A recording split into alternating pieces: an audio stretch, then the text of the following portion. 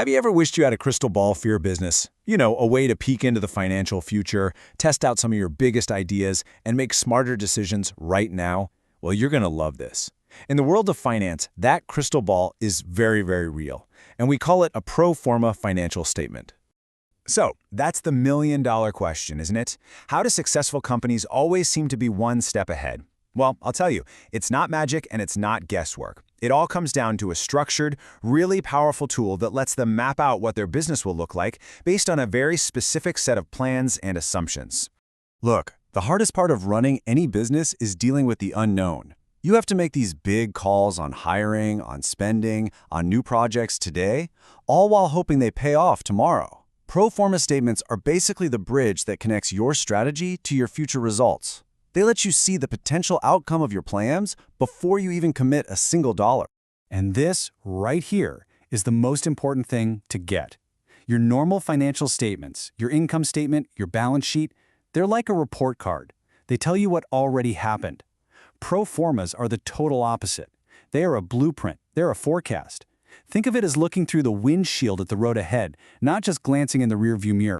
All right, so we get why we need them. But what exactly are these things? Let's actually break down the name itself because it tells us pretty much everything we need to know. The name itself is the biggest clue. Pro forma is Latin, and it basically means as if.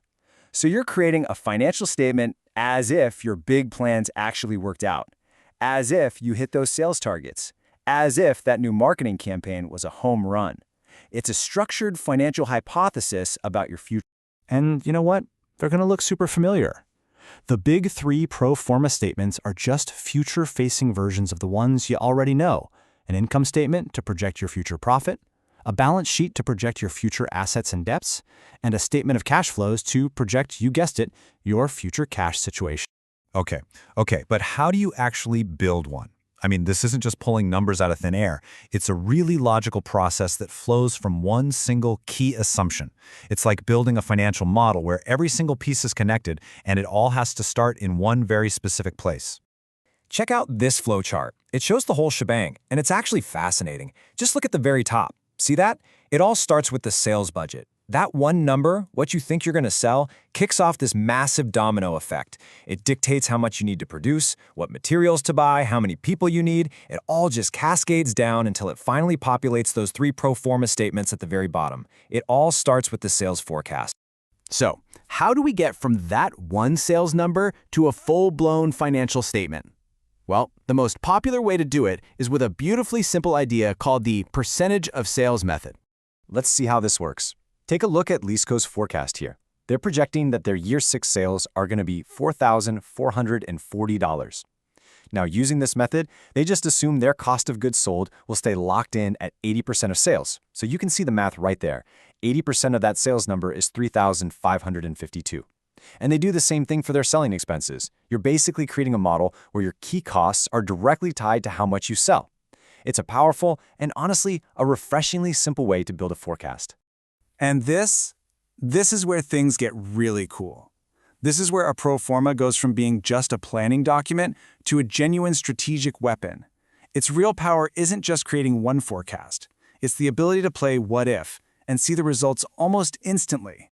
This is that power in action.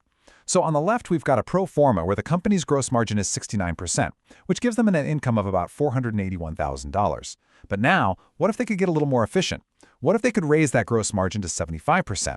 Now look at the statement on the right. The sales number is the exact same, but just by changing that one little assumption, the whole statement recalculates, and just look what happens to the bottom line. The net income just jumps. Think about that. That one single change, improving their gross margin by just 6 percentage points, led to an extra $55,971 in projected profit. That is the power of a pro forma. You can test the financial impact of your biggest strategic ideas before you ever do them, which lets you focus your energy on the stuff that will actually make the biggest difference. So this isn't just some internal exercise you do for yourself. No, these documents have a huge impact on how the outside world sees your business. They're absolutely critical communication tools. And believe me, a lot of very important people are watching. Banks and lenders, they will demand to see these before they even think about giving you a loan.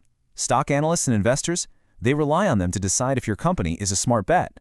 And of course, your own management team uses them to steer the ship and make sure everybody is rowing in the same profitable direction. Let's just focus on lenders for a second.